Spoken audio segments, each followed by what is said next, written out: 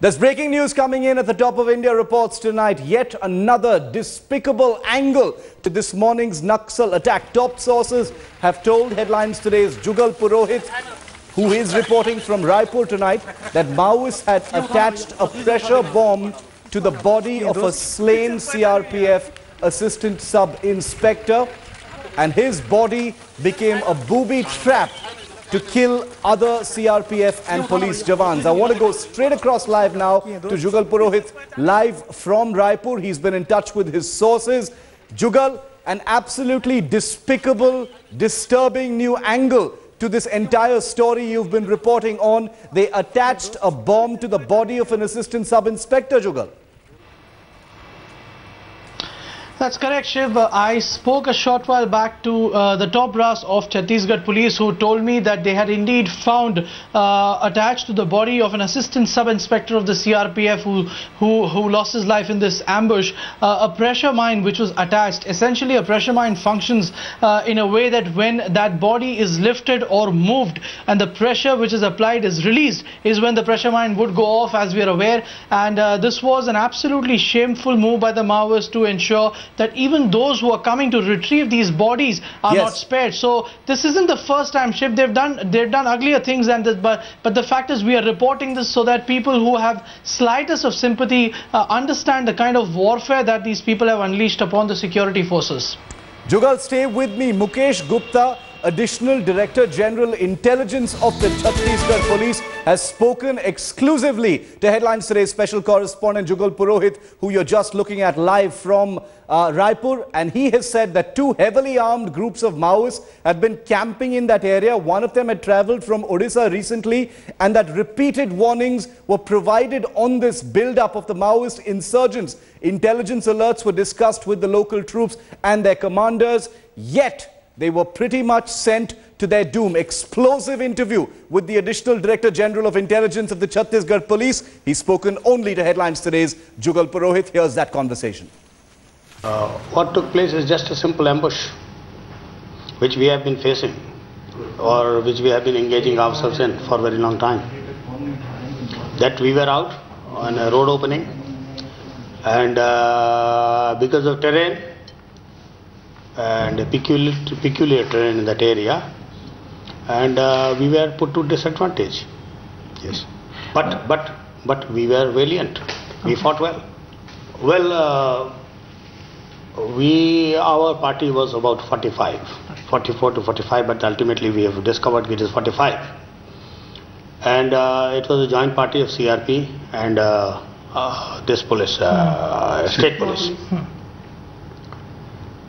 They were already having intelligence. They did discuss intelligence in the morning itself of Naxalite movement in that area, and over which normally when you get intelligence you would like to pursue it. So they were pursuing it. In that pursuit, they were to take out operation. And while they were moving, when you move together, you move in various smaller groups. Right.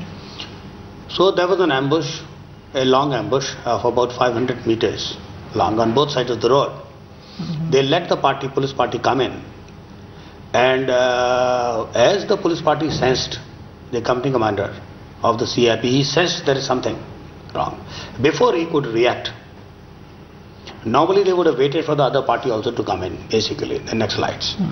But before, because of the alacrity of this company, company commander, Naxalites had to, the Naxalites in turn sensed that they have been spotted. Right. And here the battle started. Second part could not come in, or did not let it come in. So that's why they were saved. And because the second part could take them head on, straight away, they had to immediately leave. And for that matter, they wouldn't have come. They would have waited for other police parties to come to fetch these people. You see, when 500 meters on this side, 500 meters on the other side, roughly, we expect with all the in the past experience, there should be around 100, 150. Or maybe a similar number of Maoists, which we have been knowing about. I see. But yes, for those who have survived, they did confirm that there were a lot of fire of UBGL. Firing a UBGL is a very dangerous thing on the Naxalites. So I'm sure if they could fire a UBGL, then there would have been an equal, very thick battle. You see, and there are not too many bullet injuries on the police personnel. People who remained injured and they remained there as such. Meaning thereby the Naxalites were under pressure to leave. They wouldn't have left them just like that. There was a firing. And to one of the constables who was injured, they snatched his ammunition. One lady Naxalite snatched the ammunition and shot at him. Killed him? And survives. Oh, I see. Survives. As I told you, intelligence was no issue because intelligence has always been given. Intelligence is given at various points. One is intelligence from the headquarters, which we had done many times, even in this case, just like in other past cases also.